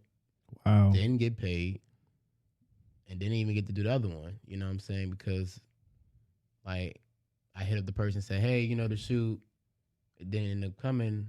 And they already found another videographer. You know what I'm saying? So that's just what that is. So I was so upset, bro. Like, I was so bad. I was like, I would never trust anyone in the church again. But guess what? You learn from that experience, though, right? And and it's like, it's nothing personal. It's all business because think about it this way: you go to the doctor's office, you break your leg, or you got cancer. Not wishing that on nobody, but you got cancer, right? Mm-hmm. The doctor is not going to give you a discount on his rate to treat your cancer. Right. You either got the money. Sorry, I don't know what else we're going to be able to do for you. Mm-hmm. There might be some sympathy there, but at the end of the day, it's a business to run. The medical industry is a business, so it's like, why do we treat things so different? Because we're independent artists. Like, why do we treat anything different from Life Touch? Like when you take your school pictures, they're not negotiating their price. They do the same rinse and repeat shit with every single picture, every single person, and it's never really that great. You know what I'm saying? Or like you go to buy an iPhone or, something of value on the other spectrum, we'll pay top dollar for our iPhone, not blink an eye.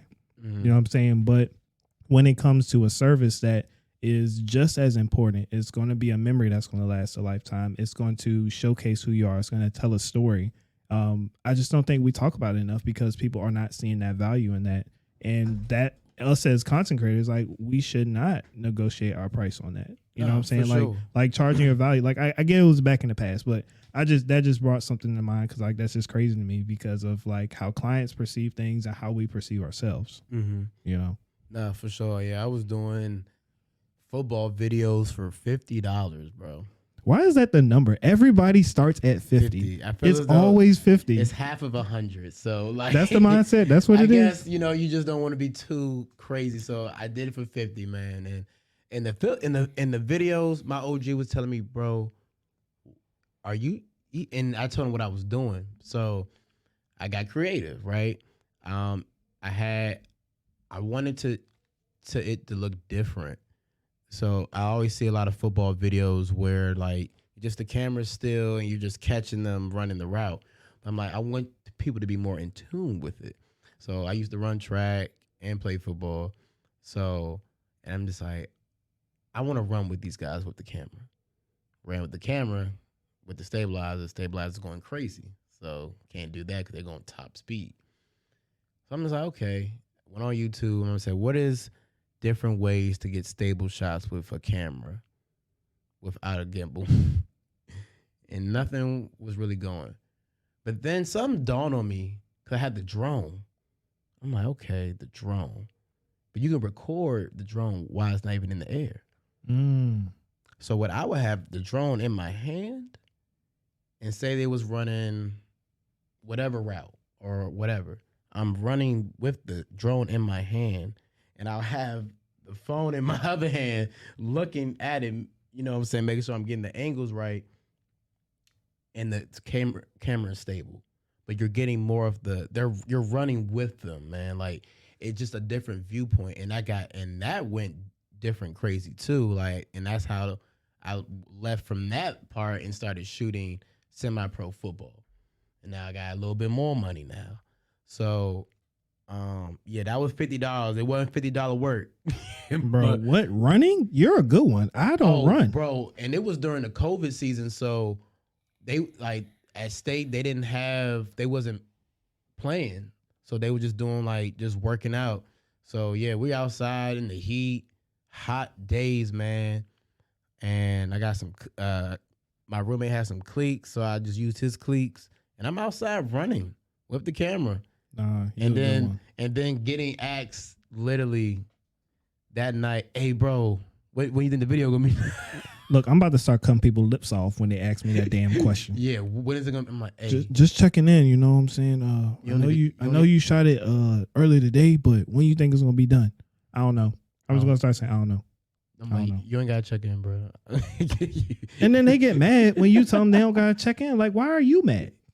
Like, bro, let me do what I'm supposed to do. Relax, man. Like, yeah, I always hate that question of like, yeah, man, like, how just checking in and whoop de whoop. It's like, oh God, please don't check in. Yeah. And then I be having like certain intuitions, like when I even intuition, but like that, I'm like, they're gonna hit me up in a minute. I feel it. I really feel it. And it's not even like it took long. I just going off of how they are as people. I'm just like, yeah, they're about to ask me. Yeah. Like, and then like the more you do this stuff, it's like the more you can start to kind of predict how people are going to be.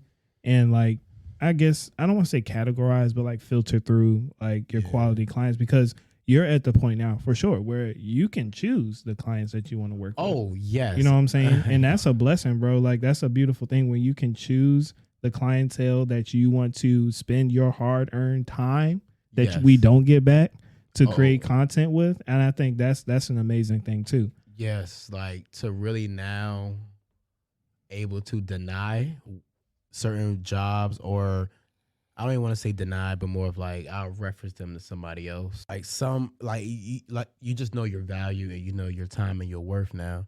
And I know I'm gonna come with that fire. I know what I'm capable of doing. Like you say, are you good at videos? Nah, bro, I'm amazing at videos. I like that. I'm great. Yeah, the mentality. Like, you know, it's not cockiness. I'm just confident on what I can do as a creator. You know, like I'm willing to put in. I hated school so much, bro. I hated school so much. When I transferred and went to that new school called Full Sail, I was in school.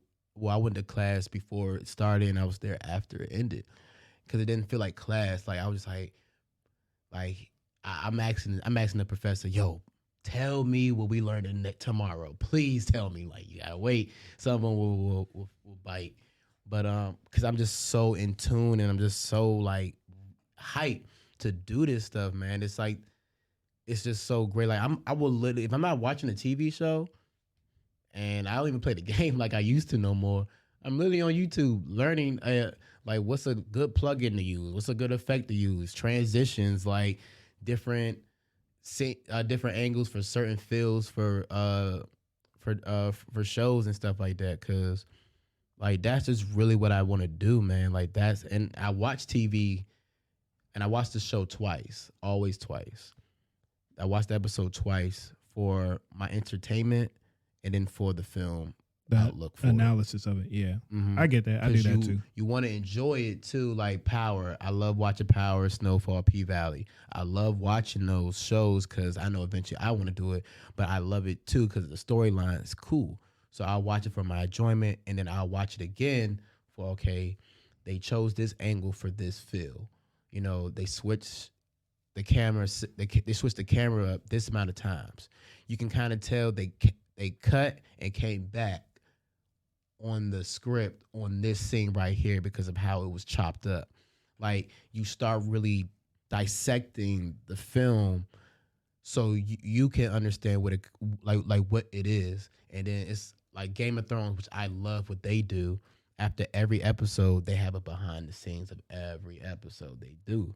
So once the episode's done, the credits, they'll go into behind the scenes of what Jamie did or how the dragons became this and all this, you know, stuff. So I love watching behind the scenes. I love learning this game, man, to keep going. Like it's amazing. Like I always say, yo, how do these directors do it, man?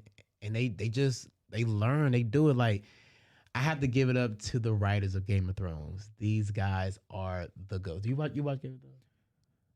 I do not want anybody to hate me when I say this statement. I have not watched GOT yet. I'm going to binge it whenever I get the time, but I haven't watched it yet. Listen, that is probably one of the best TV shows ever written. When I even say written, because it was a book first. Yeah. So, just being produced as a show is so much. That's the top show will have the most CGI.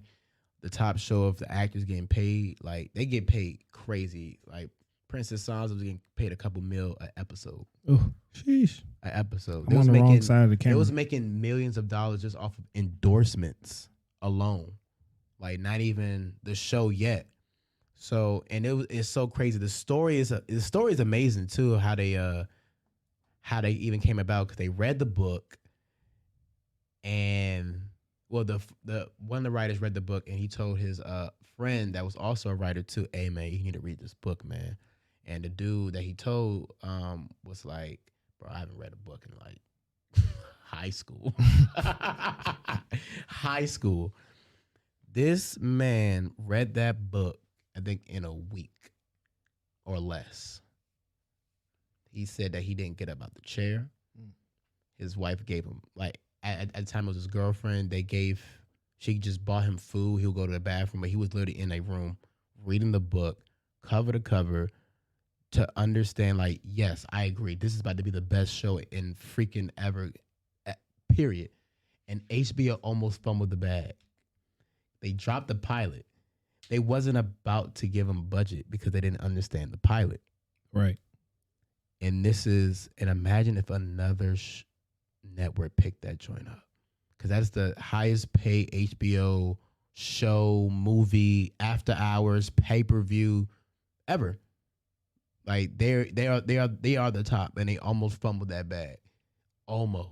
Think about all of the shows out there that did get fumbled, bro. Like, man, I guarantee you there's probably like 10, 20, hundreds of shows that somebody legit had a plan or an idea for, and nobody gave them that chance. Right. And it probably would have been just as amazing. That blows my mind too, like the potential of everything that's out there. Yeah, that's why you really got to put in like on that pilot, and it has, well, I don't know. It just really depends on who you pointed to, because they said they did. I don't want to be no spoiler, but they just didn't understand like the brother and sisters like situation enough to give it a budget. And you're like, dude, what? This is amazing. And like I said, when you really watch the behind the scenes, you start to appreciate, I need to watch this show, because these guys put in the time. 52 days for one fight scene. I can believe it. One fight scene that is 15 minutes. Condense 52 days into 15 minutes. That just shows the commitment right there. And that's just one fight. That's not even the show. The show is an hour long. Yeah, I'm gonna get into it. I promise. I'm gonna get into it just because you brought it up. But watch The Offer first, because this is one season. I would say watch The Offer first, then get into Game of Thrones. Gotcha. The Offer is definitely watch that joint. Well, I'm in there. Like HBO does nothing but make bangers. Like another good movie that it was a movie. We were talking about shows. Did you watch Barbarian? I didn't yet. Bro, please go watch that movie. That's on HBO Max? I think so. It's on HBO Max or Netflix, but I think it is on HBO Max. That joint is wild. Okay. Very wild. Yeah, I'm a fan of like katanas, spears, and all that stuff. No, that's not even what it's about. Oh, like, it's not? And I like, this is another thing that gets on my nerves about horror movies. They hit all of the scary parts and it ruins the movie. You know what I'm saying? But like, that's why when I tell people to go watch a scary movie, I'm like, I'm not even gonna say that. Just go watch the movie. Like, stick with it. Like that joint just gets real wild. That's all I'm gonna say. So it's a scary movie. Yeah, it's a okay. It's a horror thriller joint. Okay. Up there. Yeah. But let's go ahead and move on. We've been talking for a minute, yo. I think this is actually my longest podcast I've actually recorded. We've been talking for like an hour and 40 minutes at this point. We over here just going back and forth off the film stuff. But hey, look, it's all good, bro. Like shot and chop. That's what it's meant to be. So I do have a question that I want to ask, and I want your honest opinion about. Mm-hmm. So do you feel as though as creatives, we need recognition in order to stay inspired with what we do? Depends on how you see it. If you're doing it for you, then I don't think you need as much recognition. I guess, what do you mean by recognition? Just in general, like, do you feel we need recognition to stay inspired and motivated to want to continue to create? Like somebody, the dopamine hit of an Instagram, like the comment, or your friend telling you like, this is a dope picture, your image is being recognized in the magazine. Yeah. Like, do you feel that we need recognition in order to stay inspired with what we do?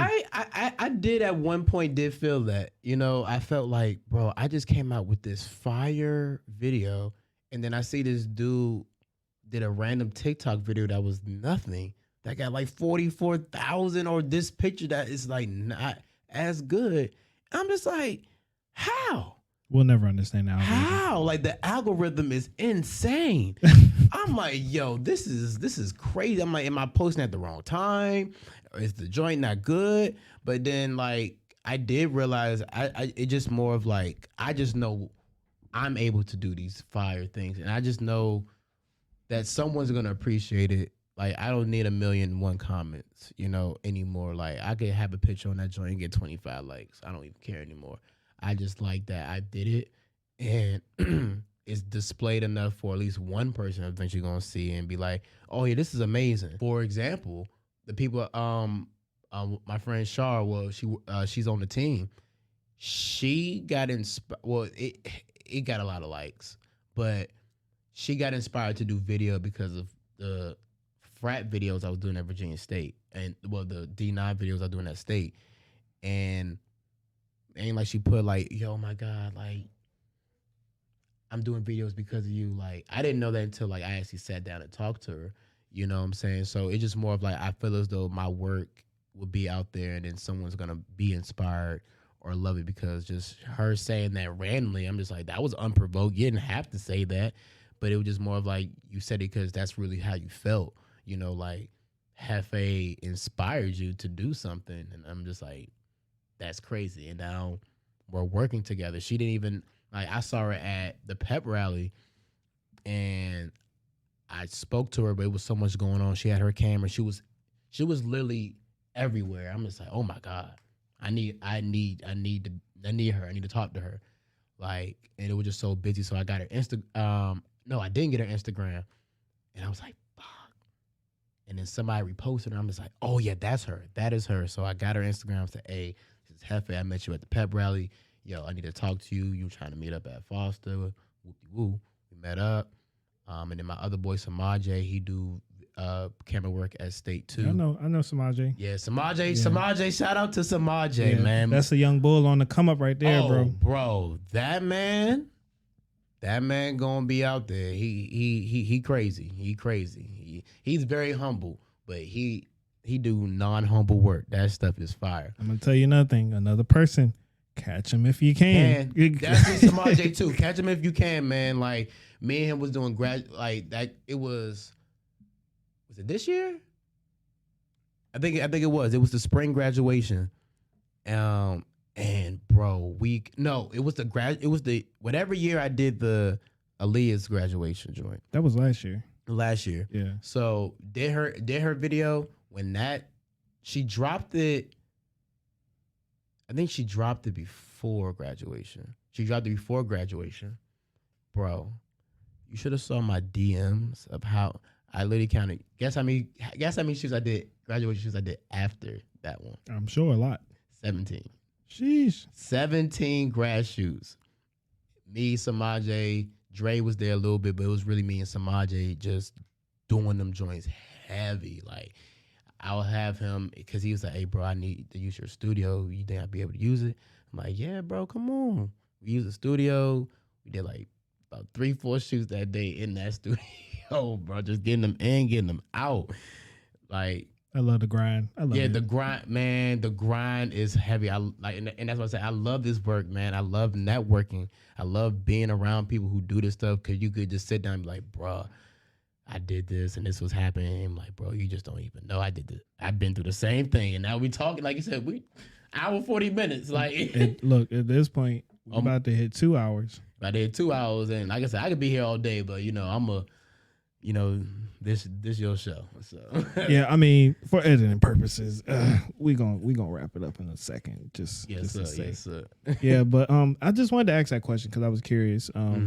Because I'm starting to feel as though, and I don't feel like there's anything wrong with that we do need recognition for our work to an extent, because we want people to see our work. Like, did you ever hear that story about this lady who was a photographer, right? Nobody knew she was a photographer, and she died, and her family went through her things and found all of these photos that she had been taking over like decades, bro. And the work was amazing, and nobody ever knew. So it's like, for her, it's like, she wasn't doing it for recognition. Like, she wasn't getting paid. That wasn't her job. She was just doing it. Exactly. So it's like, I think there are people out there like that, but I also feel like a lot of us, we do need that recognition itch scratched, because it lets us know that we are doing a good job. Like, you can like have so many people like admire your work. You can feel like you're doing the best job out there, the best photographer or whatever. But like, just getting that recognition, like, it just lets you know, okay, I'm moving in the right direction. Yeah, I did say that earlier. Like, just Like I can go on any video or picture that I've done for somebody and just post it. I can go in there and see the comments and just be like, oh my gosh, like this looks fire. Oh my God, they captured this so well. And you just like, man, because the last shoot I did, I think that joint gonna be fire. Cause we did it was a maternity shoot and we had a horse. It was a horse. We went to a whole stable. Oh wow. So I was on my Canndid Productionz, you know what I'm saying? Hey man, all you need is a little smoke in there and you good. Oh yeah, nah. If I had the smoke, then I would have been on that. Then the sauce is there. If there's any smoke in anything I do, it came from Josh. Just know anything smoke. I'm gonna tell y'all right here. Anything smoke in RVA, I had my hand in it at some point. Yeah. Or they got it from me. I'm just gonna tell you that now because I keep the smoke on me. Yeah, he is the originator for that smoke in the videos. Like, you know what I'm in the saying? Like, pictures I'd be and all like- that. I'm sorry. Yeah, that juice. That Smoke jutsu out smoke here. jutsu crazy. Yeah, that's me. Yeah, bro. But I think we'll go ahead and wrap it up. We might need to do a part 2 or something. Oh yeah, I'm down for part 2. You know what I'm saying? I told you I got to shoot in a little bit, and we'll mess around and just be in this show talking for hours. You know. Hey, bro, you know I'm here. I got you, dog. I can talk about this camera stuff all day. Yeah, same here. Same here. I love it. But I definitely appreciate you coming on the show, man. This was a good conversation. Like we touched on a lot of topics because, like I said in the beginning of the episode, we didn't really have a theme or anything like that. Mm-hmm. So I hope those of you that are listening to this enjoy just the conversation because that's pretty much what this was about. I didn't have anything scripted or planned or show notes for this. Like Jefe literally just said, I'm going to pull up. And I appreciate that. He pulled up. Like, and it was a good conversation, man. That's why I created this platform because I wanted to share more of these conversations with people. And it's just like, you know, if we were to have picked up the phone and had this conversation on the phone, it would have been the same genuine conversation. But allowing to have a podcast platform allows other people to be able to listen in and get inspiration and ideas and motivation from that too. Correct. Got you, man. Yeah. Definitely good. Definitely good. Shot and chop, man. Shot and chop. So go ahead and plug in your info. Like, let people know where they can find you. I'm going to put that in the show notes after the episode airs. But I want people to be able to find your work, bro. Like any video work they might need or anything like that in the future. Got you. Yeah. The Instagram is Jefe.Boss, JEFE.Boss, BOSS. And my website, Jefe Pros, www.jefeprodz.com.